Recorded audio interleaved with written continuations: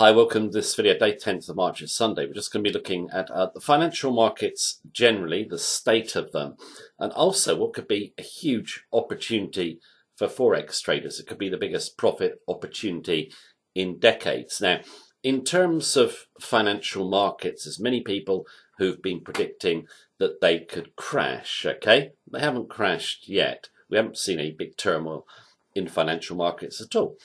Basically, if we looked across, not just Forex markets, but financial markets generally, we have volatility at multi-decade lows. Now, that is a warning in itself because investors are heavily positioned long risk. Now, that's against a backdrop of a global economy that is slowing up quickly. Central banks are basically unable to stop the slow up, and we've got record global debt. Now, in terms of something must break, it will break at some point. I think the odds have increased. Now, while I said that volatility was at multi-decade lows, on the fringes of the financial markets and the Forex markets, you are seeing volatility start to pick up a bit. And that's the way it always starts when you get turmoil in financial markets.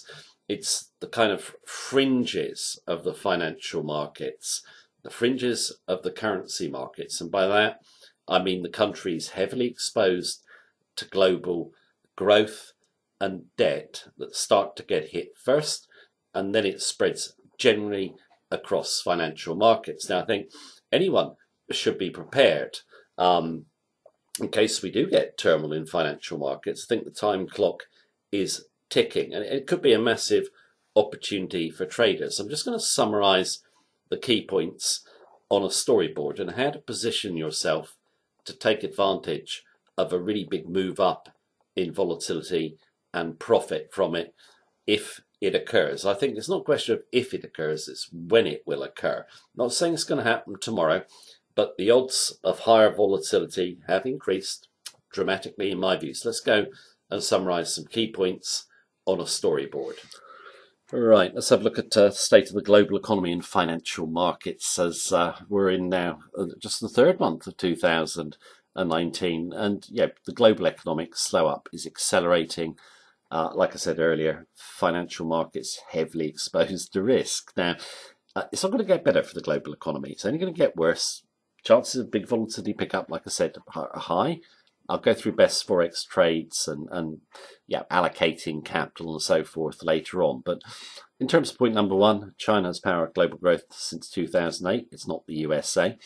China is the most important economy in the global economy overall. That's due to the fact that it's a massive exporter and importer of raw materials and commodities. The US economy is much more reliant on domestic consumption. China heavily exposed to the global economy. Now, in terms of the Chinese economy after the crash of 2008, it was China that powered the global economy forward. It did so by creating debt at a really fast rate to basically get big GDP numbers. But the debt levels, they've reached now in China are danger levels, and the sheer speed of which the debt has been created, the velocity of it. If you look at any economy in history that's created debt so quickly, the economy has crashed. I think the Chinese are well aware of the dangers. Basically a crash. If they're exporting strongly and things are going well, then it can be delayed. But look at exports. I've just put a bit of data in. 20% drop in exports this month over the same period last year. Forecasters expected 4.5% drop. 20%. I think there's a lot of complacency about how bad things are in China. And I'll come back to the China-US trade deal a little bit later in terms of a lot of people think that will help the global economy. It won't. But now China in real trouble. And that's going to spill over into other economies and hurt other countries' currencies. Now, in terms of the Fed, They reversed their sort of gradual rate hiking this year to go on hold. They've said it's in relation to the global slow up. That's partly to do with it, I think. I also think they're very worried about spooking stock markets. Stock market's way too high, and they're very mindful that they could bring them down. They don't want to, but basically the Fed going on hold, not a good idea. Domestically, they should continue to hike because the US economy will slow up as well. If they hike, they've then got the chance to bring rates down and stimulate, okay? They're not doing that, just standing on the sidelines kind of now and looking. I don't think it's a good idea. So, the US economy doing okay, but it is slowing up as well. Over in Eurozone, ECB, central bank, they had a massive stimulus program in place for years. And when they finished it, just months back, it had created no growth. Growth was anemic in Eurozone. Now, they've brought it back in a smaller way as the zone faces recession, just with long-term preferential loans to banks. Is that an act of desperation? My own view is yes. It's not going to do anything. It's not going to help the Eurozone economy. And when you looked at the ECB last week in the press conference by Mario Draghi, you can see he's kind of clueless of what to do. The zone will go into recession. Italy's already in recession. France nearly there. Germany, high risk of recession. The zone's got massive structural problems. The euro has held up quite well, but I think that is coming to an end. So Eurozone, it's not looking good. Now, those three major economies we've discussed, obviously the problems they've got, that will spill over into other countries and currencies. Commodity producing nations, the sort of established economies of New Zealand, Australia, Canada, they're exposed to China. Obviously commodity prices is a big thing for them. Commodity prices will be going lower as global growth slows, means commodity currencies will be going down. In terms of the fringes of the Forex markets, it's the emerging markets you want to watch. They're the most vulnerable countries to the global economic slow up, of course, and also their currencies are very vulnerable. Emerging markets, developing economies, they rely heavily on overseas capital. To pay that overseas capital back, they rely on strong growth. And they need a growing global economy. It's not there at the moment. You can see the volatility starting to increase in these emerging markets and the currencies, okay? So if we were to take the US dollar against South African rand, it's powering to the upside.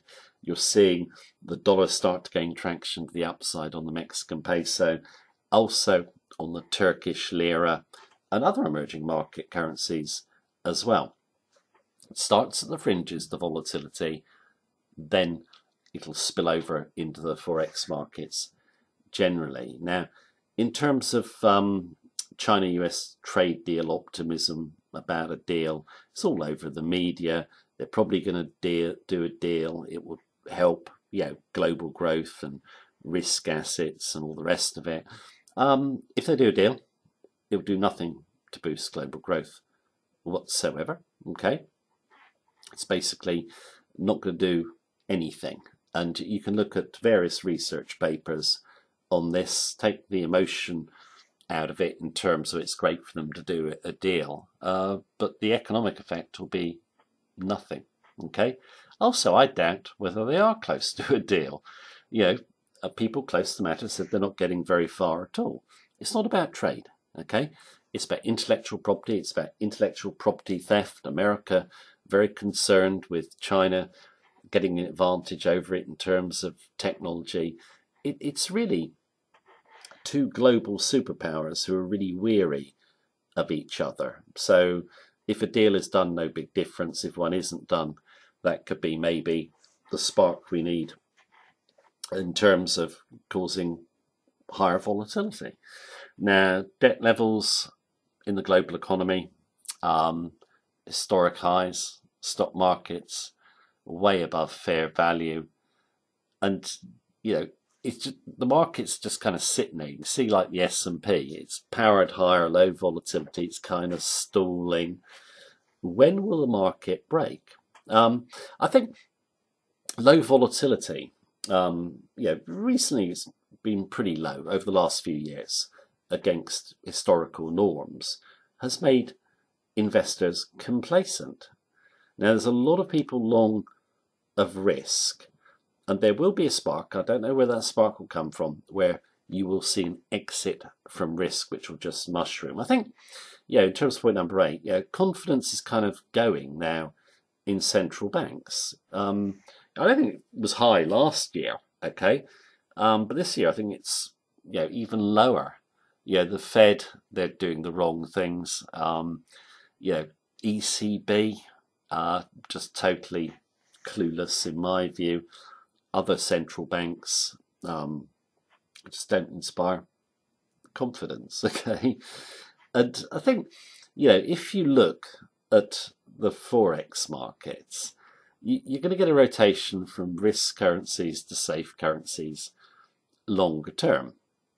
And we did say, at the start of 2019, we favoured safe currencies over risk at the right time.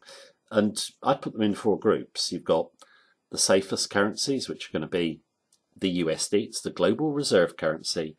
In times of financial turmoil, it always gains by default. It's the global reserve.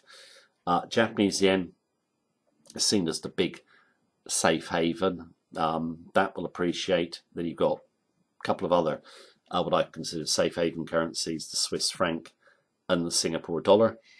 In the middle, you've got kind of developed economies that will do better than the emerging markets and commodity currencies. So middle ground would be Eurozone and the British pound. They'd be seen, or Eurozone in the UK. So Euro and GBP would be seen as safer than, let's say, the commodity currencies, which we mentioned earlier. And then the weakest group of all is the emerging markets. We're already seeing an up move in volatility. Now, in terms of best trades, okay, we post videos regularly, obviously, on best trade setups. At the start of 2019, we did say we're going to position ourselves safe over risk. We got off to a great start when the Japanese yen soared higher. But since come back down, or it's corrected, but now starting to firm up again, okay? You'll also see the US dollar starting to firm up. It's not going down. People are bearish of the USD. It's not going down, and it's starting to strengthen generally. And I think that's a bit of a warning. I don't see much downside for the USD. Everyone says it's going to go lower. It's not. It's the global reserve currency. And the backdrop that we've just looked at means that traders or investors will go into the USD. It's got decent interest rate earnings on it. Okay, the Fed aren't raising rates, but other economies, they're not either. Many are going to have to cut rates, and you've seen the ECB already do stimulus. So, my own view is position yourself safe against weak. Now, obviously, the technical setups change all the time, okay?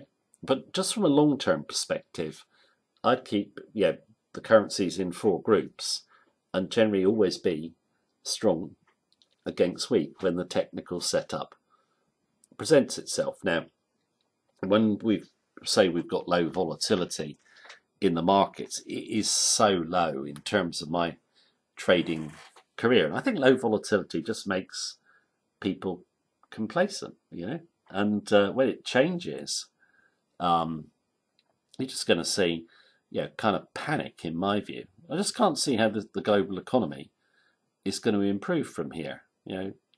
Slowing up, central banks have failed, huge debt, stock market's too high. It's not going to end well, in my view. Right, that is the video for today. Obviously, you can check our best trade setups and trades that we really like. But in terms of the big picture, keep your eye on it, because when the volatility does increase, it won't be just hundreds of pips in currency pair movement, you'll see quite quickly it'll be thousands. Right, now that's the video for today. Thank you very much for watching me as usual. Take care. Have a good day.